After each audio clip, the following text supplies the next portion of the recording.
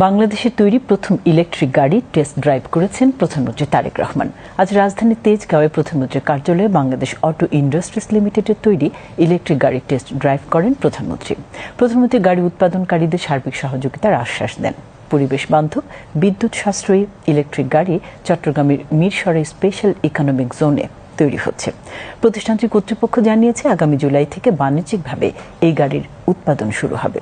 খোরশেদ আলমের রিপোর্ট, ক্যামেরায় ছিলেন মোহাম্মদ মনিরুজ্জামান। বাংলাদেশের প্রথম ও সবচেয়ে বড় বৈদ্যুতিক গাড়ি প্রস্তুতকারক প্রতিষ্ঠান Bangladesh auto industries limited.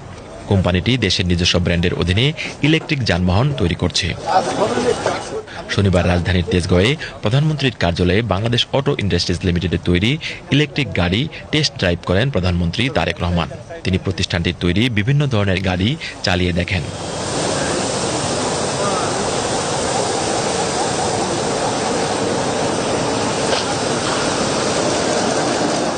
Test drive করে উনি খুবই স্যাটিসফাইড।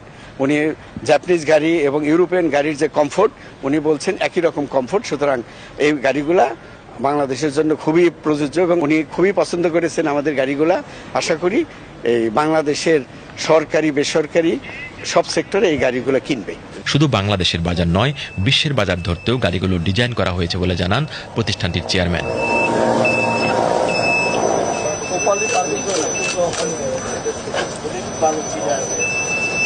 আমাদের এই মুহূর্তে 5 ধরনের গাড়ি তৈরি হচ্ছে। সবগুলো গাড়ি আপনারা দেখেছেন একটু হাই এন্ড ডিজাইন করেছি, যাতে শুধু বাংলাদেশ মার্কেট না, বাংলাদেশ মার্কেটে অ্যাড্রেস করার পর যাতে বহির্বিশ্বে যেতে পারি এবং অন্যান্য গ্লোবাল কোম্পানিগুলোর সাথে যাতে কম্পিট করতে পারি, সেরকম করেই ডিজাইন করা।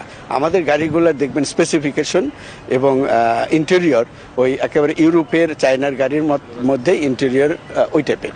কোম্পানিটির ব্যবস্থাপনা পরিচালক বললেন, দেশের মানুষকে সাশ্রয়ী মূল্যে পরিবেশ বান্ধব গাড়ি সরবরাহ করাই তাদের মূল লক্ষ্য। মানুষকে সবচেয়ে কম দামে ইলেকট্রিক ভেহিকেল দেওয়া। দ্বিতীয় লক্ষ্য হচ্ছে একটা নতুন এক্সপোর্ট সেক্টর ওপেন করা। আমাদের যে তেল আমদানি করতে হয় সেটা করতে হবে না। তো প্রত্যেকটা গাড়ি বছরে প্রায় $2000 তেল সেভ করবে, সাথে সাথে কার্বন এমিশন কমবে। প্রত্যেকটা গাড়ি লাইফ টাইমে 50 টন কার্বন ডাইঅক্সাইড এমিশন কমাবে, যেটা আমাদের ক্লাইমেট সেন্সিটিভিটি, পলিউশন কমানো, এটার জন্য খুবই জরুরি। তো আমাদের বেসিক লক্ষ্য হচ্ছে দেশের লোককে কম দামে দেওয়া এবং এক্সপোর্ট করা।